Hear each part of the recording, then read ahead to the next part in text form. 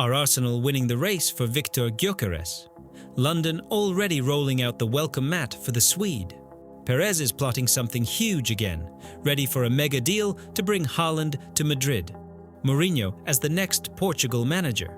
And now Aston Villa are after Ferran Torres. As always, here I am begging for likes again. Yes, all for the bright future of this channel. 400 isn't the ceiling, but let's at least shoot for it. Now, let's break down who's supposedly just about to sign. Yet again. It looked like Manchester United had been working on a master plan for Viktor Gyökeres for ages, hoping to finally plug their striker hole with a true top-class forward. But suddenly, Arsenal have crashed the party like thieves at a fire sale, dropping an absolutely insane offer on the table. We're talking £7 million net per year. That's just the base salary, not even counting bonuses and add-ons. Who said London clubs don't play hardball? This isn't just gossip. Both A-Bola and The Mirror are reporting that Arsenal have officially made their move for Gyökeres with a monster contract. Honestly, I wouldn't be surprised if the Swedes' agents are already popping champagne, because you don't see offers like this every day, even in the Premier League. And let's be real, around 80% of you watching this right now always tune in, but only smash the like button once every 6 months. Seriously, is it really harder to hit like than it is for Arsenal to pull off this deal with Sporting? If this news has you just as shocked, drop a like. So at least on this channel, the deal definitely goes through. Now Arsenal are playing with the big boys. They're not just luring a striker with a mega salary. They're also being ultra careful in their negotiations with Sporting, waiting until after the Portuguese Cup final on May 25th to avoid blowing up the whole thing too soon. And now United risk being left with nothing. Imagine years of waiting for a proper number 9 and their golden catch might get snatched away right at the finish line. Arsenal aren't just riding the hype, they seriously want to lock in a new striker ASAP, so they don't repeat old mistakes where rivals scoop up all the top targets while they hesitate. Gyökeres has been absolutely unstoppable this season. 38 goals in 32 matches. That's a ridiculous conversion rate. Almost 30% of his shots find the net. Those are no joke. Right now, Arsenal don't have a single striker with numbers like that. So here's the big question. Is Viktor the missing piece for Arteta that finally turns Arsenal from almost champions into genuine killers? Here's another twist. There's a new sheriff running Arsenal's transfer business, Andrea Berta. This guy doesn't mess around. If he wants Gyökeres, the deal will be done quick and clean. No endless haggling. Word is, he's got the connections and the respect of every agent in the game, which these days is half the battle. Sure, the price tag isn't for the faint-hearted. Sporting want around £60 million. But listen, if you want to win trophies instead of just collecting stars for the bench, you've got to pay for real results. 95 goals in 100 games. Gyökeres isn't just a big name. He's got the stats to back it up. His style? Direct, powerful, all action. Exactly what Arsenal need when they get stuck against mid-table bus parkers. So now the real question for Arsenal, do they have the guts to get this deal done and make this a truly unforgettable transfer window? Or will it be the same old so close but not quite story? Drop your thoughts in the comments. Will Gyökeres be a breath of fresh air or just another fairy tale for the fans? Looks like the Mourinho saga is about to kick off again, and this time it's shaping up to be a real football soap opera. Just imagine, Fenerbahce barely had time to celebrate appointing Jose before they're suddenly at risk of losing the special one. Why? Because according to inside sources, the Portuguese FA isn't messing around. They've reportedly all but agreed terms with Mourinho and want him in charge of the Portugal national team as soon as this summer. At first, it sounded like a classic plan. Jose would see out his contract in Turkey, then move to the national side. But in reality, things could move a lot faster. The FA are convinced there's no one better than Mourinho to take control of a squad where Ronaldo isn't quite the force of nature he used to be, but still desperately wants one more shot at glory. It's a delicate mission, not just to give Cristiano a graceful send-off, but to lead the entire national team into the next era. And here's the kicker, the Portuguese Federation aren't planning to pay Fenerbahce a single penny in compensation to release their coach. Sound familiar? Of course, the Turkish club are in shock. They've just signed a superstar manager, and people are already talking about letting him go by mutual consent, just to avoid a payout. Now here's where it gets really interesting. By all accounts, Mourinho himself isn't exactly married to the Turkish project. Why would he be? In Istanbul, he's already had his share of conflicts, and while the fans hoped he'd bring some much-needed stability, what they've gotten so far is pure Mourinho. Wild emotions, headline-grabbing statements, and endless clashes with the media. Classic José, but it's already starting to wear thin. Now imagine this, Mourinho leading Portugal into the Nations League final, and long-term, taking them to the 2026 World Cup. The bare minimum? Refresh the squad and finally start building something new after the Ronaldo era. So, here's my question. Do you actually believe Mourinho can pull it off?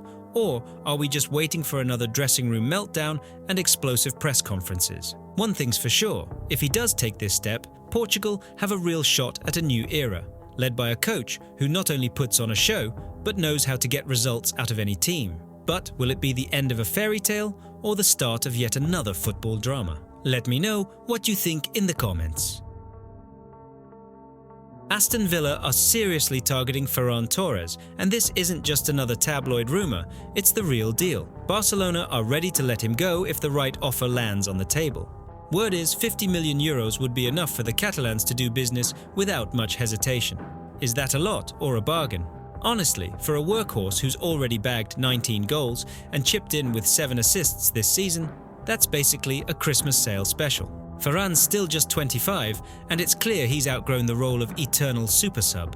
Sure, under Hansi Flick, he doesn't always start, but every time he's on the pitch, he plays like it's a cup final. And here's the thing, how many players in Europe make that kind of impact without being automatic starters? Barca seem more than happy to boost their budget and are open for offers. No surprise there, they're deep into their squad, rebuild and salary cleanup project. Now let's talk Villa. This team isn't just a solid mid-table side anymore, they're genuine Champions League contenders, with ambitions through the roof. They badly need some fresh creativity out wide. And who brings more to the flanks than Torres? If Unai Emery and Monchi pull this off, it's going to be huge. Spanish connections, old contacts, all of that working in Villa's favour. And don't forget, Ferran already knows the Premier League. He played for City. Only now, he's more experienced, more ruthless, and definitely hungry to prove he can be a key player not just in La Liga, but in England too. What do you think? Can Emery really pull off a signing like this? Or will Barca dig in their heels at the last minute? Drop your thoughts in the comments. Forget about those quiet transfer windows. This summer, Old Trafford is about to explode. Manchester United are ready to dive headfirst into a brutal Premier League bidding war for Crystal Palace's rising star Adam Wharton. The kid just made the jump from the Championship in January, and already he's one of the hottest prospects in English football. People are comparing him to Declan Rice and even Michael Carrick. When was the last time a 21-year-old was called the next Carrick? That doesn't happen every day. And get this, Ruben Amorim isn't hiding his excitement either. He's made it crystal clear. Wharton is his top priority for the summer. Which begs the question, who's really calling the shots at United, the board or the manager? Because when the Portuguese tactician points at a player, you know a serious transfer storm is coming. And it makes sense. In Amorim's signature 3-4-2-1 system, the central midfielder isn't just a workhorse, he's the brain and engine of the whole team. You need someone who can press, pick a pass from deep, and absolutely boss the midfield. That's why Wharton fits the bill perfectly. Physical, intelligent, great passing, game reading, grit. He's got the whole package. Just put a bow on him. But don't think United are alone here. The line for Wharton is already out the door. Arsenal, Liverpool, Chelsea, Manchester City, Newcastle, Aston Villa, Tottenham. You name it, they're interested. Any one of these clubs would snatch him up at a moment's notice, day or night, even straight off the training pitch. Of course, Palace aren't keen on losing their new gem, and they're trying to lock him down with a fresh contract. But come on, we all know how these stories usually end when big money and ambition get involved. Wharton's under contract till 2029, but honestly, who even pays attention to contract length these days? Word is, talks are just getting started. There aren't any official bids on the table yet. The real question is, which top club is going to go all in and put down serious cash for a kid who's burst onto the Premier League scene like he's always belonged? And here's the twist. Both United's, Manchester and Newcastle, are seen as frontrunners right now. But with a talent like this, don't be surprised if you wake up tomorrow and he's suddenly at Liverpool or City. So, United fans, are you ready for a new era in midfield? Or is this going to be another transfer saga that fizzles out before it even begins? Drop your thoughts in the comments. Which club is actually going to land Wharton? And do you think he's the guy to kickstart Manchester United's big rebuild? Newcastle are stirring things up again. This time, the Magpies are hot on Chelsea's heels in the race for Marc Guéhi from Crystal Palace. You can feel the tension in the air. It looks like Eddie Howe is ready to upgrade his defence and add one of the Premier League's most consistent young centre-backs to his starting 11. Actually, Newcastle have been chasing Guéhi for more than a season now. Last summer, they tried to lure him away from Selhurst Park, even slapping a wild £65 million bid on the table. And, you guessed it, Palace politely said, no thanks. But you know how it goes. The longer you put off a transfer, the more painful it gets in the end. And it seems like Palace are starting to get nervous. Why? Because the biggest nightmare for any club is looming, a contract running down. Guéhi's deal with Palace ends next year, so there's no room for sentimental gestures. If you want to cash in, you have to sell now or risk losing him for peanuts. And let's not forget Chelsea. After all, Guéhi is one of their academy products, and you know how stories about their own always hit different. But lately, the Blues have been busy with their own rebuild and trying to stay within financial fair play rules. Maybe the board thinks there are better options out there, or maybe they just don't want to repeat the classic mistake, letting a player go for nothing and then paying a fortune to buy him back. So what about Newcastle? They're not playing games, they know what they want. A top defender, proven in the Premier League and with serious resale potential. Guéhi ticks every box. Young, already experienced, a leader and great with the ball at his feet. The club believes if they land him this summer, Newcastle's backline could look totally different by winter. And let's not forget, it's not just the Magpies circling Guéhi. Tottenham and Nottingham Forest are listening in, and Liverpool are always lurking around top defenders. But Newcastle might just have the edge. They're ready to splash the cash and meet even the toughest demands at the negotiating table. So here's the big question. If Marc really does join St James's Park, is he the missing piece Newcastle need to break into the top 3? Or is this just another bet on a young Englishman, hoping he'll explode onto the scene? And by the way, if you're not subscribed yet, now's the time. Don't risk missing out while another Chelsea Academy star turns into a rival club's superstar. £40 million for Joshua Zirkzee, and just one season in, Manchester United's investment looks more like buying a lottery ticket on the last day of the draw.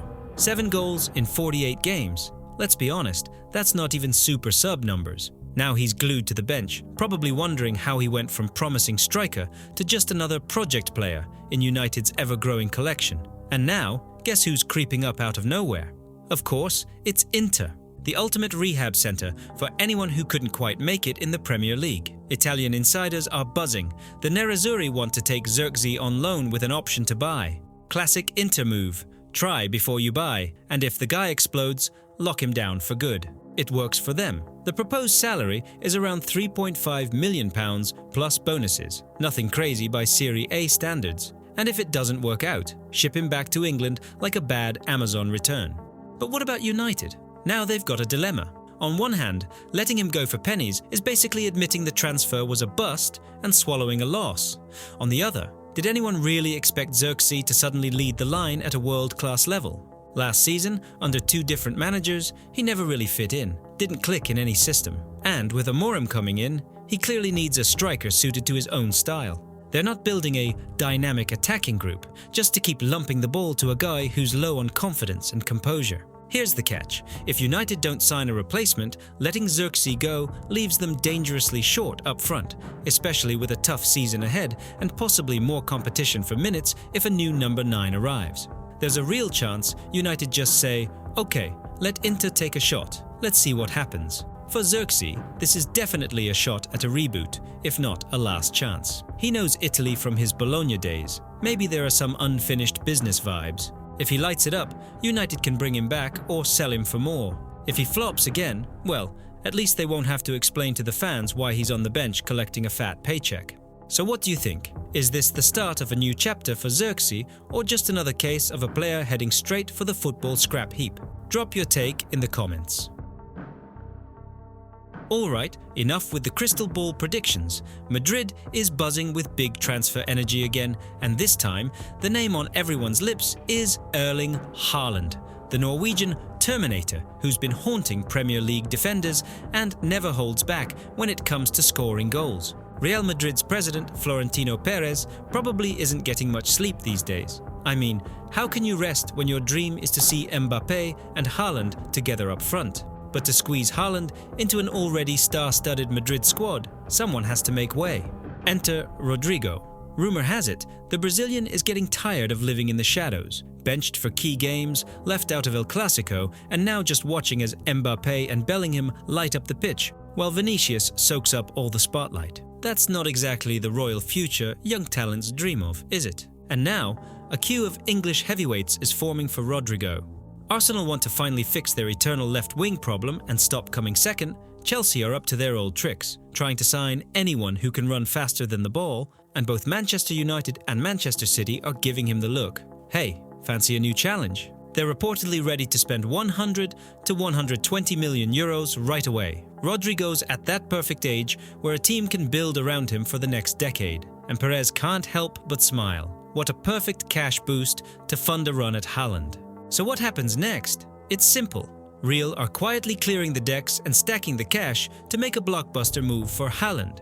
We're talking 30 million euros a year in wages and a transfer fee well over 170 million euros. Even for Pérez, that's not pocket change, but when you're obsessed with building a dream team, money is just a detail. Here's the real twist. Even though Haaland just extended his contract with City until 2034, his agent is already making noises. Anything can happen. Pérez is already working the back channels at the Bernabeu, plotting how to snatch the Norwegian before City can lock him down for good. Because in football these days, it's not just about money, it's about ambition. And Real is the club where the biggest dreams come true, especially if you're ready to become part of the next Galacticos. By the way, here's a fun fact. Nearly 80% of you watch these videos without subscribing. What? Are you waiting for Pérez to sign his dream team first and only then you'll hit subscribe? Go ahead and take the risk. But imagine if Real actually sign Haaland and you find out a week late. Like, subscribe and hit the bell so you don't miss the madness. So, keep your eyes peeled. If Rodrigo really heads to England, you can bet Madrid is already rolling out the red carpet for Haaland. But what do you think? Mbappé and Haaland in the same team? Is that even possible, or just too crazy for one club? Or is Pérez dreaming the impossible? Drop your thoughts in the comments. Who else do Real need for total football insanity?